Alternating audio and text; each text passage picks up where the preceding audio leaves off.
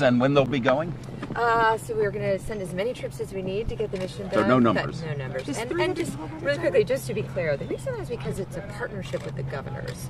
It's not us telling them and sending the Guard. Right. So we're going back and forth right now. This is how we think we could supplement the Border Patrol.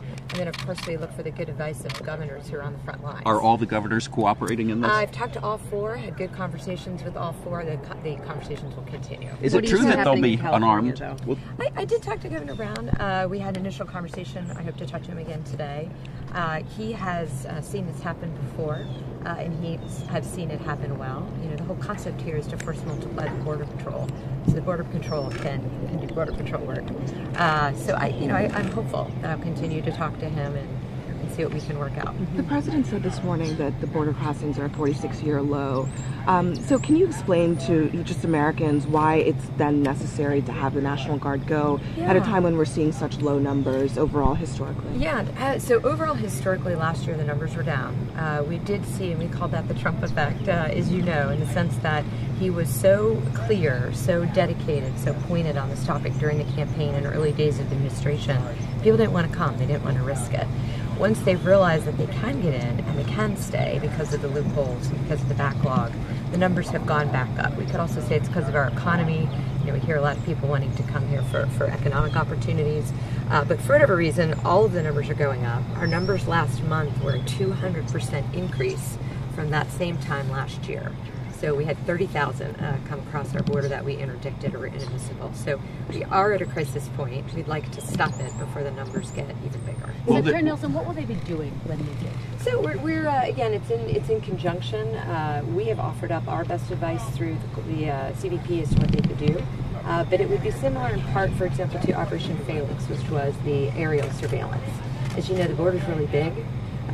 We need to know where the people are crossing and who they are so that we can take action. So support mission? Support, sure. They're going to do help with look at the technology, the surveillance. In some cases, we'll ask for some fleet mechanics. It's rough terrain down there. The cars need some love too. We got to make sure we have mechanics there. But we can free up a CBP officer who's trained to do law enforcement by having someone who's trained. Will they be armed or unarmed? Armed or unarmed? Thank you. Armed or unarmed? Okay, we are working. I mean, what I'd like to hear from the governors is what it is that they want. That's not anything that we have proposed, but we want to get to border security. So I think what we're saying here is we're going to do everything we can to do it until and when Congress acts. We've heard from Mexican officials they will be unarmed. Is that true? We, as you know, in the past, they have had, in 2006, there were weapons. So it has been done before. The weapons didn't have ammunition, as you know. So we're continuing the negotiation. Okay. Thanks, y'all. Appreciate it. And just very quickly, because we missed the top of this, how many will go? Do you have that? We don't. And that's just because we take each mission set, each location, and then work with the governor on how many people. So we'll let you know that as soon as Do you know when you'll know that number? I'm going to go get on phone calls right now. Seems like California's being the one state that's digging in, not necessarily welcoming this move. Is that your assessment? That is not my impression from the governor, but I spoke with him yesterday. So he said he'd love to see the information, wanted to understand what it would mean. He has seen it done before. He asked me about different parts of his own border and our plans for the walls. We're building in Calexico as we speak. So I hope to talk to Governor Brown again very shortly. Thank you very much. Thank you guys. Thank you. They're all important. Thank you.